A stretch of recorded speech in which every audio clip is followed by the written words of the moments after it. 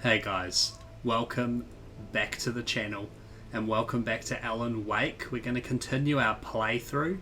We've just gone to pick up the pages of the manuscript from Rose, poor old Rose from the diner. I imagine that the broadcast tower in the distance was part of the local radio station. Maine seemed like a decent guy. She's been taken over by the darkness and she called us and told us that she had our manuscript and we need that to get Alice back. Now, unfortunately, she didn't have it. What?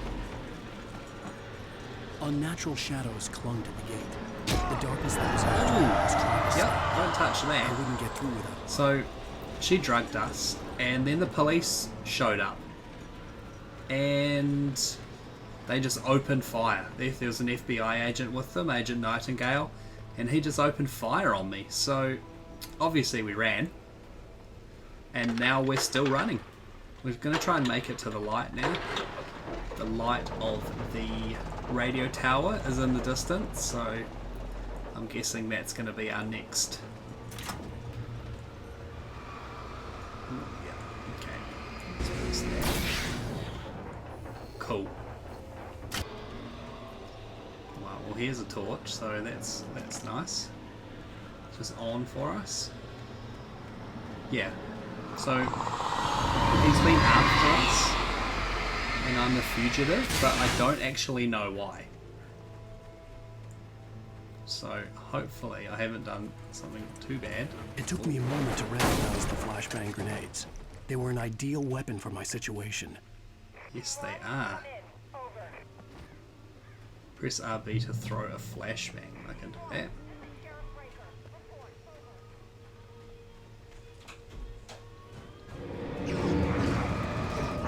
Oh no, the police have turned. Volume. See ya, buddies. Course behind me.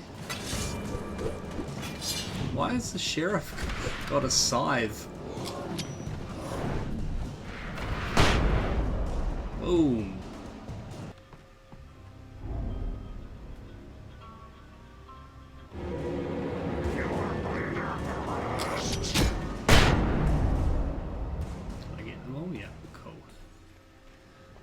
This manuscript page.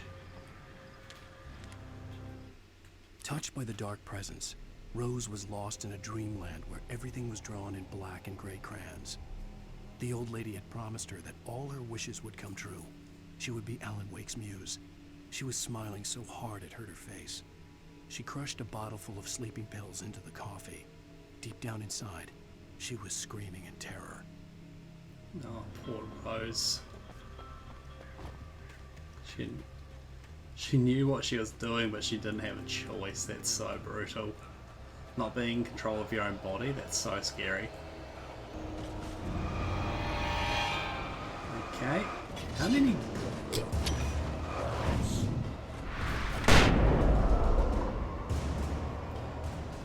How many sheriffs are there in this little old town?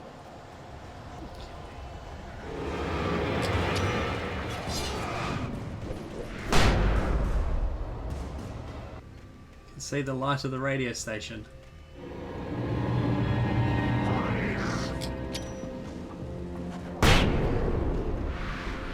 Kablam! Well, thank you very much for that compassionate viewpoint, Lorna. Oh, here's a little surprise. The famous writer Alan Wake just walked in. Folks, I'm going to see if I can talk him into an interview. Come on in, Mr. Wake. Hey, Pat, what's up? up? I'm so glad you could find the time to do this, Mr. Wake. Nowhere to run now, Dan Brown. You back away from me. Don't hurt. Whoa. Everyone calm down. Put the gun down. We're all friends here, right? Cool your jets, Nightingale. We got him. Shoot, priest! What the hell's the matter with you? There's a civilian in there.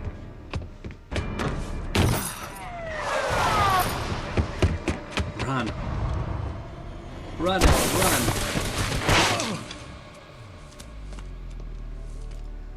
Well. Now, we're on the run again.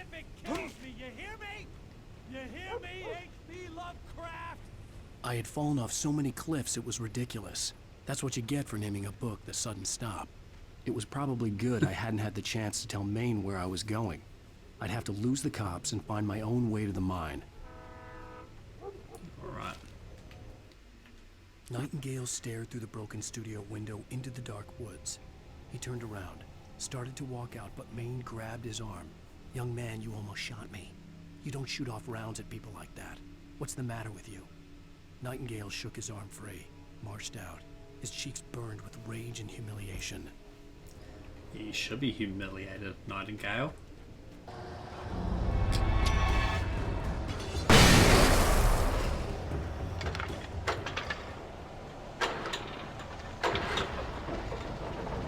I keep confusing myself with pressing A to interact, and you just run up to something and you just go, "Huh." Excellent, got myself a gun. Now we can defend ourselves.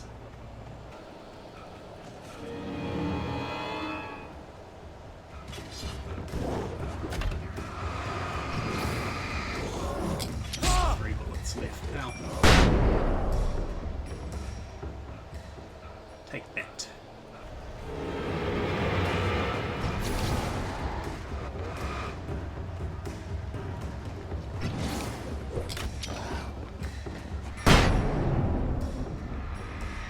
How did that not get you?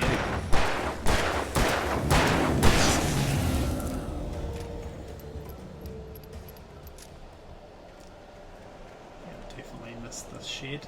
There's something in here.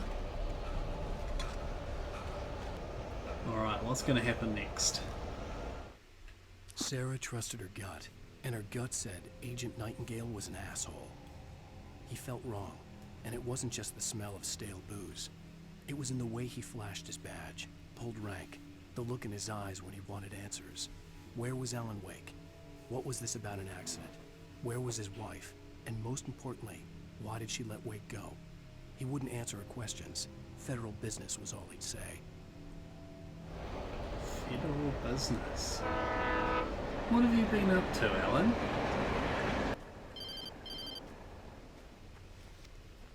Hello? The most stubborn man I've ever met. Alice? Alice? Alan, I'm so afraid. He keeps me in the dark. Please help me. I look at you, Alan, and it's not you. Something else. Looking out from behind your eyes. Alice, I'm here. I'm so alone here. It's all gonna go to hell. You need to be careful. Cooperate. The connection had been terrible, but that wasn't the only thing that hadn't been right with the call. She sounded wrong somehow, but she had called me.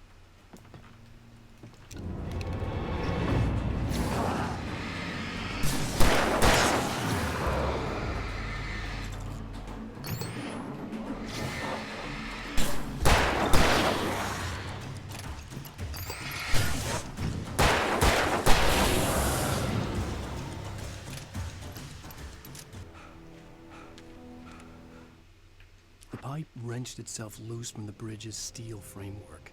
Wrapped in darkness, it floated in midair, twitching. For a moment, I didn't understand what I was looking at. The heavy object lurched at me with impossible force. I threw myself out of the way, but just barely. When I turned my flashlight on it, it shook in a dark rage before it flew at me again. Ho ho ho.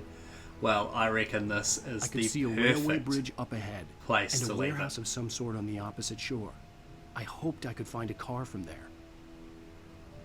So guys, like always, thank you so much for coming to hang out with me today. I really do appreciate it.